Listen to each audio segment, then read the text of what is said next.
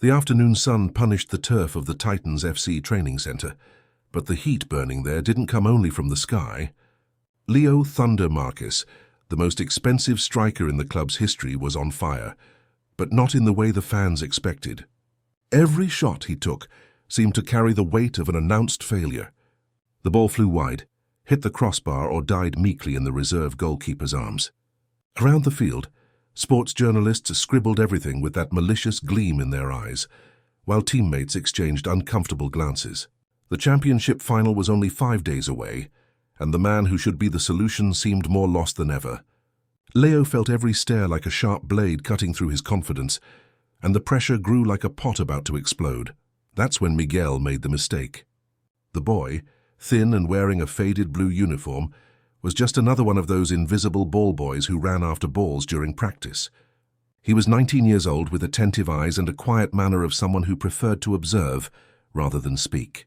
That afternoon, after a particularly disastrous shot from Leo, the ball flew far, bouncing off the fence. Miguel ran to fetch it. But the ball had rolled under the bleachers, and it took him a few extra seconds to retrieve it. When he finally came running back, with the worn penalty ball in his hands and a silent apology in his eyes, Leo was already boiling. "What are you paid for, kid?" The striker's voice echoed across the entire field, silencing even the coach who was giving instructions on the other side. "You think I'm here for a stroll? 5 seconds. 5 seconds that I lose because of a useless guy who can't even fetch a ball properly." Miguel's face turned red, eyes down, as an embarrassing silence took over the practice. Some players laughed nervously. The journalists wrote everything down, and Leo, still trembling with rage, spat out the final words. "If you don't know how to do your job, go sell popcorn outside. This is a place for professionals." Miguel stood there, frozen, the ball still in his hands. He wanted to say something, that he was sorry that the ball had gotten stuck, that he'd run as fast as he could, but the words died in his throat. Around him he could feel the eyes of everyone, the reserve players trying not to laugh, the assistant coaches looking away in discomfort, the journalists already typing furiously on their phones. One of the cameramen had even captured the whole scene. By tomorrow this would be all over social media. Ballboy humiliated by Thunder Marquez. Titans striker loses his cool before final. Miguel felt his chest tighten, not from the humiliation itself, but from the injustice of it all.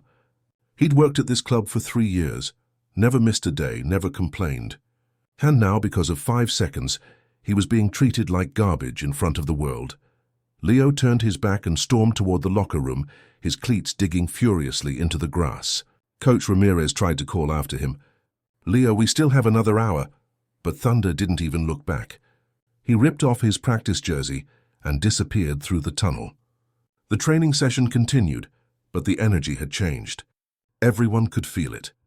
The Titans FC, one of the biggest clubs in the country, was heading into the most important match of the season with their star player completely unraveled.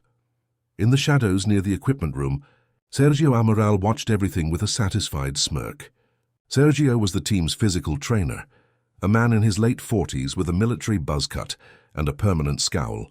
He'd been with the club for 15 years, had seen dozens of stars come and go, and he despised every single one of them, especially Leo. In Sergio's eyes, Leo "Thunder" Marquez was everything wrong with modern football: overpaid, overrated, and over-celebrated. Natural talent without discipline, fame without sacrifice. And now, watching the golden boy crumble under pressure, Sergio felt a dark vindication. "Let him fall," he muttered to himself. "Let them all see that talent means nothing without my methods." As the sun began to set and the training session ended, Miguel quietly collected the remaining balls, placing them one by one in the large mesh bag. His hands were shaking slightly, and he could still feel the burn of embarrassment on his cheeks. Some of the younger players patted him on the shoulder as they passed. "Don't worry about it, kid," one of them said. "Leo's just stressed." He didn't mean it, but Miguel knew better. He'd seen that look in Leo's eyes. It wasn't just stress. It was contempt. The kind of look that said, "You're beneath me. You don't matter." What none of them knew, what Leo certainly didn't know, was that Miguel carried a secret passed down from his grandfather, a man who'd once been a legend in the lower leagues, but whose name had been forgotten by time. His grandfather, old Augusto, had been a striker too. Not famous, not wealthy, but deadly accurate. And he'd taught Miguel from the time the boy could walk, a technique that defied physics and logic. A shot so powerful and so precise that Augusto had called it the Comet. Miguel had spent years perfecting it in empty fields, in abandoned lots, on any patch of grass he could find. But here at the Titans FC, surrounded by millionaire superstars and world-class facilities, he was just a ball boy. Invisible. Worthless. Act 2. The Discovery. That night, Leo couldn't sleep. He lay in his penthouse apartment, staring at the ceiling, replaying every failed shot in his mind. The humiliation of it all gnawed at him. He'd been so sure of himself when he signed with the Titans 2 years ago. The biggest contract in club history. Magazine covers, endorsement deals. But now, when it mattered most, his body betrayed him. Every shot felt wrong. His timing was off. His confidence was shattered. And the final was in 4 days. At 10 p.m., unable to stand the silence of his apartment any longer, Leo grabbed his car keys and drove back to the training center. The security guard, recognizing his face, waved him through without question. "Can't sleep, Thunder?" the old man called out. Leo just grunted and parked near the main building. He wasn't even sure why he'd come. Maybe to practice alone without the judging eyes. Maybe just to feel the grass under his feet again, to remember why he'd fallen in love with this game in the first place. He changed into his training gear in the empty locker room, the silence almost oppressive. As he walked toward the main field, he noticed a light on in one of the auxiliary fields, a smaller, older pitch that the club rarely used anymore. Curious, Leo walked toward it, staying in the shadows. And that's when he saw him, Miguel, the ball boy he'd humiliated just hours earlier. The kid was alone on the field, a single floodlight illuminating a small area near the goal. He had set up a line of balls and was taking shots one after another, with a focus and intensity that Leo hadn't expected. Leo was about to turn away. Why should he care what some ball boy did in his free time? When Miguel took his next shot, the ball left Miguel's foot with a sound like a whip crack. It rose into the air, spinning in a way that seemed to defy aerodynamics, curved impossibly to the left, then snapped back to the right, and slammed into the upper corner of the net with such force that the entire goal shook. Leo froze. He blinked, convinced he'd imagined it. But then Miguel set up another ball and did it again. Same technique, same impossible curve, same devastating power. This time the ball struck the crossbar so hard it bounced back halfway across the field. "What the hell?" Leo whispered, stepping closer without thinking. Miguel, lost in concentration, didn't notice him. The kid set up a third ball, this one from an even more difficult angle. He took 3 steps back, one to the side, then exploded forward. His plant foot landed perfectly, his striking foot connected with the lower half of the ball, and his entire body seemed to coil and unleash like a spring. The ball rocketed forward, rose sharply, then dipped with that same impossible spin, curving around an imaginary wall of defenders and burying itself in the net. It was beautiful. It was devastating. It was everything Leo's shots hadn't been. "Hey," Leo called out, unable to contain himself. Miguel jumped, nearly falling over, and spun around. When he saw who it was, his face went pale. "Mr. Marquez, I'm sorry, I know it's late, Leo held up a hand, cutting him off. He walked closer, his eyes fixed on the goal, then on Miguel, then on the balls lined up on the grass. "Where did you learn that?" he asked, his voice low and intense. "Learn what?" Miguel stammered, clearly terrified. "That shot, whatever that was, that curve, that power. Where did you learn it?" Miguel hesitated, his hands fidgeting with the hem of his shirt. For a moment, Leo thought the kid might just run away. But then Miguel took a breath and spoke quietly. "My grandfather taught me. He was a player a long time ago. He called it the Comet, said it was a shot that could change games, but only if you had the patience to learn it right." Leo stared at him, processing this. "Your grandfather, was he famous?" Miguel shook his head. "No, he played in the lower divisions. Never made it big. But he was good. Really good. He just never got the chance." Leo looked at the goal again, then at Miguel. His pride told him to walk away, to pretend he'd never seen this. but his desperation was stronger. "Teach me," he said. The words came out almost like a command, but there was a plea underneath them. Miguel's eyes widened. "What?" "Teach me that shot. I need it. The final is in 4 days, and I'm falling apart." Leo's voice cracked slightly on those last words, and he hated himself for it. But it was the truth. He was falling apart. Miguel stood there, silent, and Leo could see the conflict playing out on the kid's face. This was the man who had humiliated him hours earlier, called him useless, treated him like dirt, and now he wanted help? But as Leo watched, something shifted in Miguel's expression. Not forgiveness exactly, but something else. A decision. "I don't do it for you," Miguel finally said, his voice steady. "I do it for the club. For the Titans. Because I love this team and I want us to win. Not because you deserve it." The words stung, but Leo nodded. "Fair enough." Miguel gestured to the balls. "Then let's start. But I warn you, Mr. Marquez, this isn't something you learn overnight. It takes time. It takes discipline. And it takes humility." Leo almost laughed at that last word, humility, from a ball boy. But he didn't. Instead, he picked up a ball and said, "Show me." Act 3. The Secret Training and the Growing Bond. For the next 3 nights, Leo and Miguel met in secret on that old auxiliary field. They trained from 10 p.m. until 2 or 3 in the morning, long after everyone else had gone home. Miguel was a patient but demanding teacher. He broke down every element of the Comet shot: the approach angle, the plant foot position, the striking surface, the follow-through, the mental visualization. "It's not just about power," Miguel explained on the first night, demonstrating again. "It's about the spin. You hit the ball here," he pointed to a specific spot on the lower left quadrant, "with the inside of your laces, and you drag your foot through in this motion. That creates the Magnus effect, but amplified. The ball spins so fast it creates 2 separate curves in flight." Leo tried, and failed again. His first 50 attempts didn't even come close. The ball would spin wrong or not spin enough, or fly wildly off target. After 2 hours, he was drenched in sweat and furious with himself. "This is impossible," he snapped, kicking the ground. "No," Miguel corrected calmly. "It's difficult. There's a difference. My grandfather used to say, 'The comet chooses its master.' You don't master it. You earn its respect." Leo shot him an annoyed look. "That's poetic nonsense." Miguel shrugged. "Maybe, but it's also true. Try again, and this time stop thinking about the final.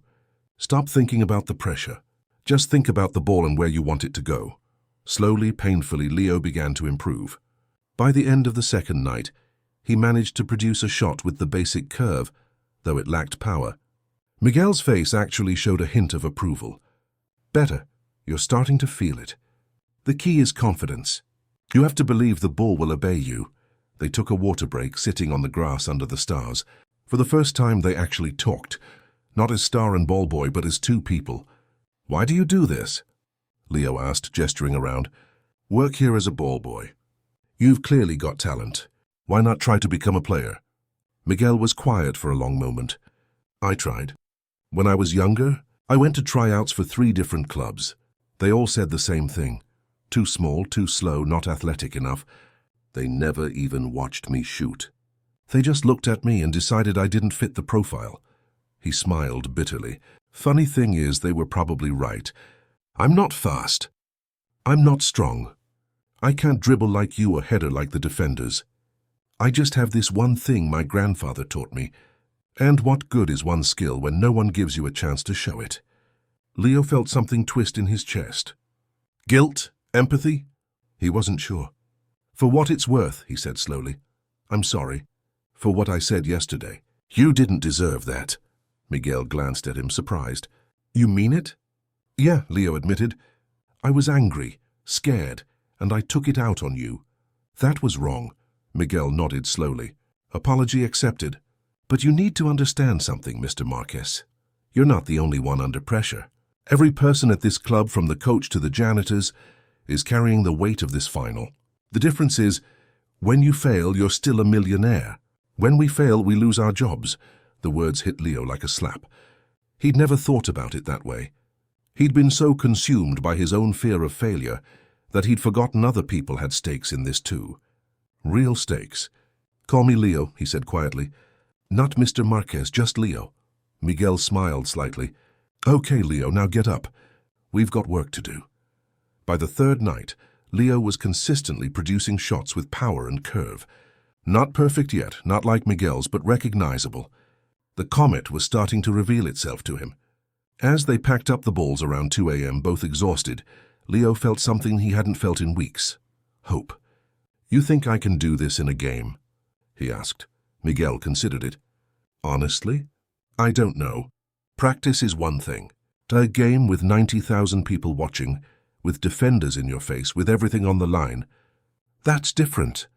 But you've got the technique now. The rest is mental." They were about to leave when they heard a slow clapping sound. Both of them froze. From the shadows near the equipment shed, Sergio Amaral emerged, his face twisted in a mocking grin.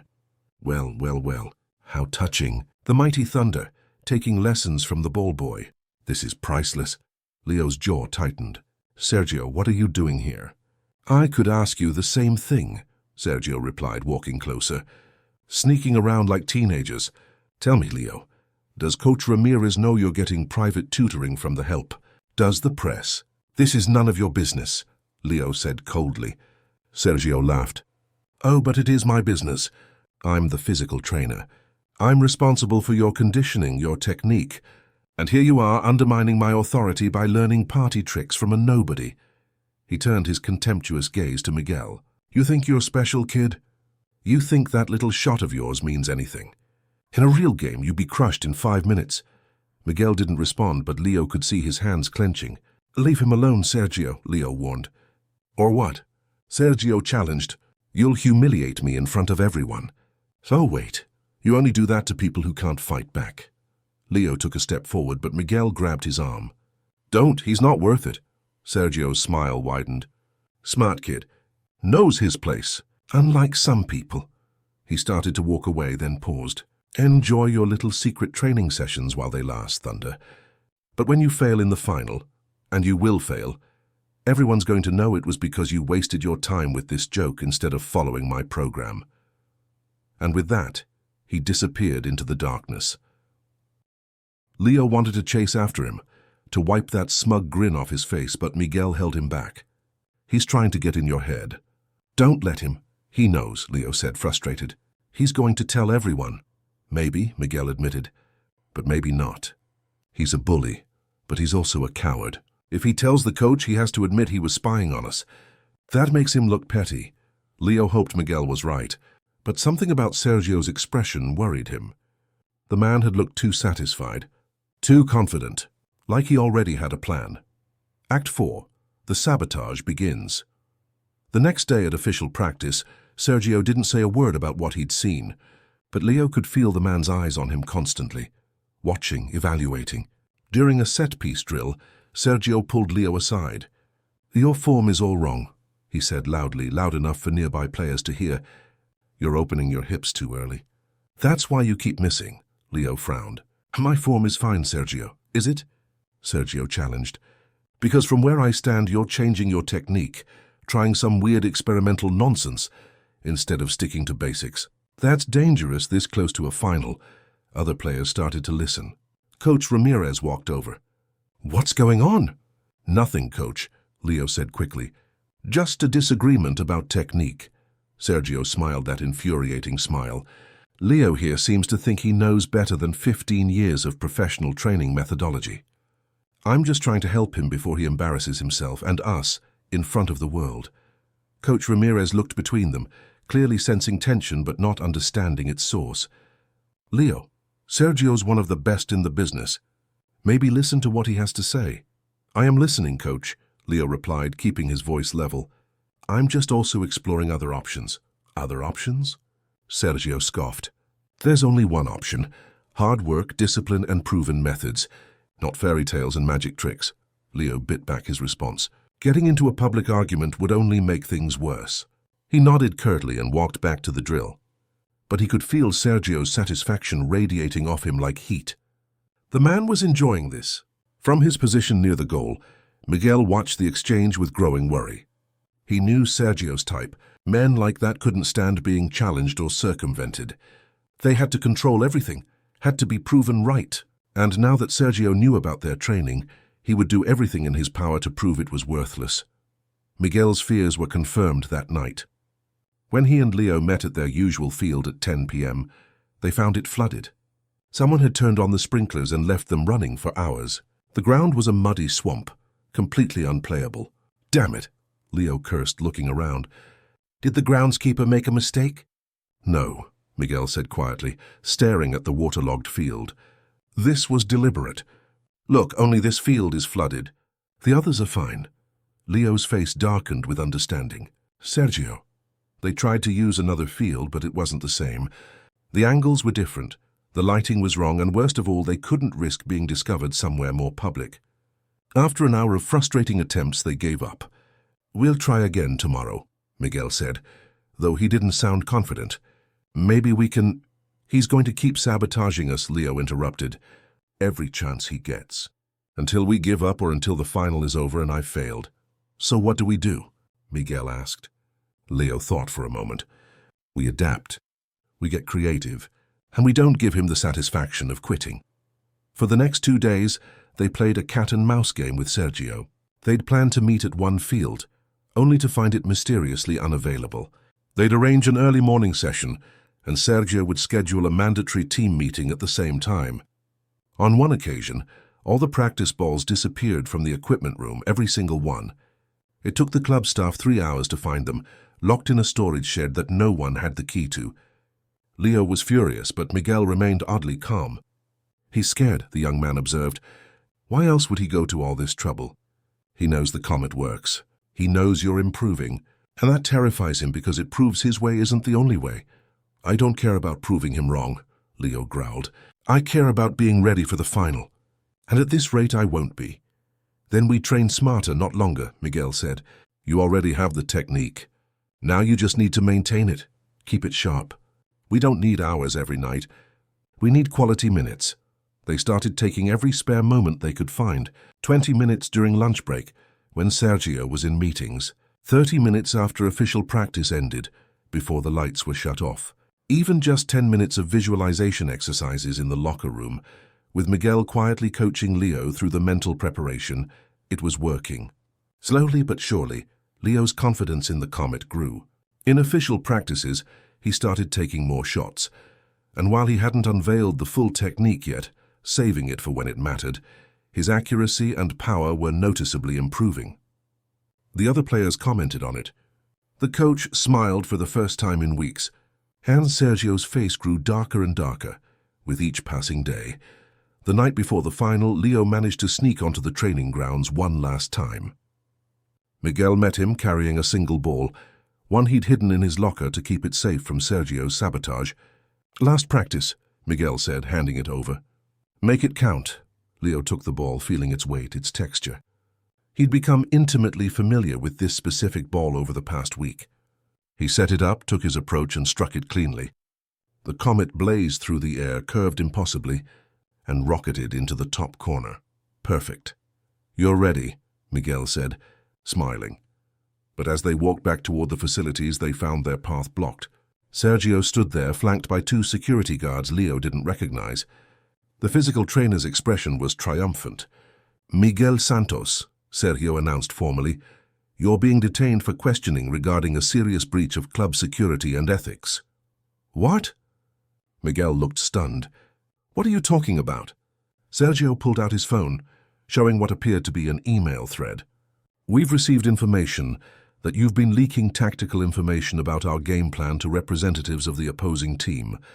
Additionally, there are reports of missing equipment from the locker room, expensive gear that disappeared under your watch." "That's insane!" Leo shouted, stepping between them. "He's been with me." "He hasn't done anything." "Oh, I'm sure you believe that," Sergio said smoothly. "He's clearly manipulated you well. But the evidence doesn't lie, and until this is investigated thoroughly, Miguel is banned from club grounds, effective immediately." One of the security guards, clearly hired by Sergio, took Miguel's access badge. The young man looked shell-shocked. "Mr. Amaral, I swear I didn't—" "Save it for the investigation," Sergio cut him off. He turned to Leo. "And you, Thunder, should be thanking me. This kid was using you, probably planning to sell your training secrets to the press. Good thing I caught it before the final. Leo wanted to punch Sergio right there. Every fiber of his being screamed to attack, to defend Miguel, to expose this obvious frame job. But he was frozen. Because despite everything, despite knowing this was wrong, a tiny seed of doubt had been planted in his mind. What if Sergio was right? What if he'd been manipulated? No, that was crazy. Miguel wouldn't. But then again, how well did he really know him? They'd trained together for a week. Was that enough to trust him completely? Leo, Miguel said, his voice breaking slightly. You know I didn't do this. Tell them. Leo opened his mouth, but the words wouldn't come. The pressure, the timing, the paranoia of the final, it all crashed down on him at once. Sergio smiled, seeing Leo's hesitation. Come on, Thunder. Big day tomorrow. You need rest, not drama. Let security handle this. The guards escorted Miguel away. The young man didn't resist, but he looked back at Leo one last time, and the betrayal in his eyes was like a knife to the chest. Leo stood there paralyzed as his friend, yes, friend, was led away in disgrace, and Sergio patted him on the shoulder like a concerned mentor. I know it's hard, Leo, but this is for the best. Now you can focus on what really matters. Winning that final using real technique, not carnival tricks. Trust me. Leo walked back to his car in a daze. He should have defended Miguel. He should have exposed Sergio's lies right there. But he hadn't. And now, the night before the biggest game of his life, he felt more lost than ever. Act 5. The final. First half. Disaster. The stadium was a cauldron of noise. 92,000 fans packed the Titans FC home ground, a sea of blue and gold, screaming themselves hoarse before the match even began. The championship final. Titans FC versus Lions du Sul, the two best teams in the country, battling for the ultimate prize. The pre-match ceremony felt like it lasted forever. Fireworks, speeches, trophy presentation to the referee. Leo stood in the tunnel with his teammates trying to focus, but his mind was a mess. Miguel's face kept appearing in his thoughts. That look of betrayal. And then Sergio's voice, smooth and poisonous. Evidence doesn't lie, but it did, didn't it? Sergio had manufactured everything. Leo knew that in his gut. The man was a master manipulator who couldn't stand being proven wrong. And Leo had let him win. He'd stood there and watched an innocent kid be destroyed, and he'd said nothing. You okay? Asked Carlos, the team captain and central defender, as they prepared to walk out. You look pale. I'm fine, Leo lied. Just focused. Good. We need you today, Thunder. This is what we've worked for all season.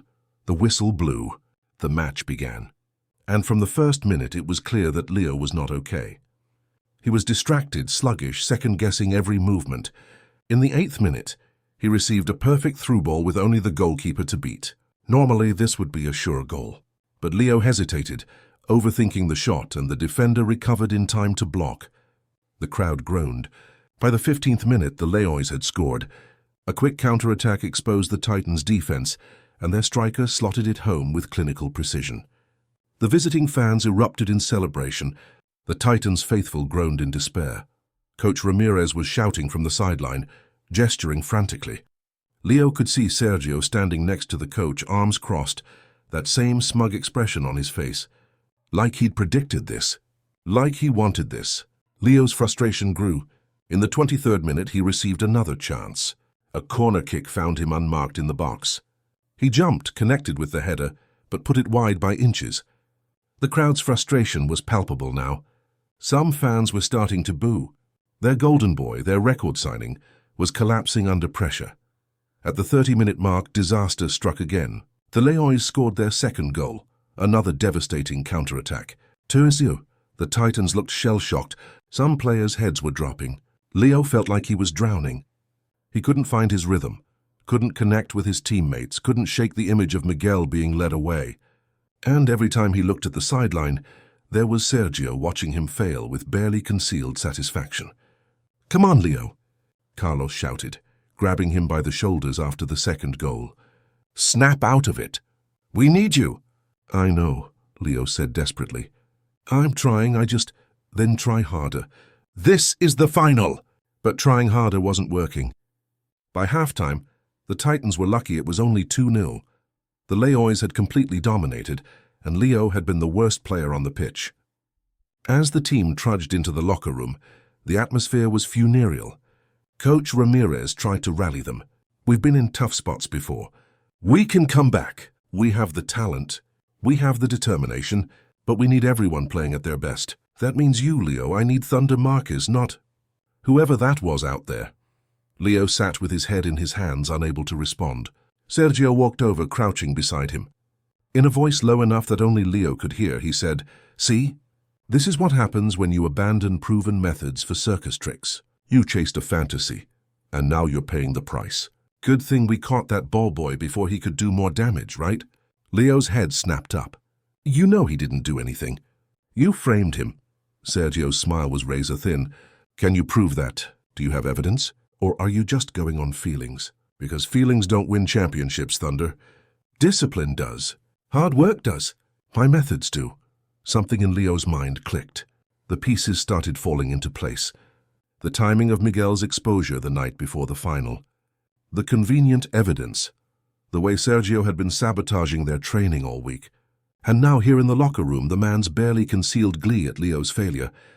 This wasn't about methods or discipline. This was about ego. Sergio couldn't stand the idea that someone else, especially a nobody like Miguel, could teach something he couldn't. And he was willing to destroy both of them to prove his point. "You son of a bitch," Leo breathed. "You planted that evidence. You made it all up because you couldn't handle being wrong." Sergio's smile didn't waver. "Careful, Thunder. That sounds like a serious accusation. The kind that could get you in trouble if you can't back it up. And right now you've got bigger problems. Like how you're going to explain to 90,000 fans why you cost them the championship." He stood up, patted Leo on the head condescendingly, and walked away. Leo sat there, rage and clarity washing over him in equal measure. He'd been played. Miguel had been destroyed, and the final was slipping away. But it wasn't over, not yet. He stood up, walked to the center of the locker room, and raised his voice. "Everyone listen to me." The chatter died down. Even Coach Ramirez stopped his tactical diagram to look. "I need to tell you something about Miguel the ball boy, about Sergio, about everything that's been happening." And Leo told them. Every detail. The secret training, the comet shot, Sergio discovering them, the sabotage, the frame job, the planted evidence. By the time he finished, the locker room was silent. Coach Ramirez looked at Sergio. "Is this true?" Sergio scoffed. "He's cracking under pressure, Coach." Making up conspiracy theories to excuse his poor performance. That ball boy was leaking information. We had proof. "Show me the proof," the coach demanded. "Right now. Show me this evidence." Sergio hesitated for just a moment, long enough for everyone to notice. "It's with club security. Being investigated. Then call them. Right now. If you have real evidence, this should be easy to verify." Sergio's face reddened. "We don't have time for this. There's a match to finish." "Call them," Coach Ramirez repeated, his voice ice. Sergio looked around the room, saw the way the players were staring at him, and realized he'd lost. His shoulders sagged slightly. "Fine, there's no evidence. I was trying to protect the team's methodology.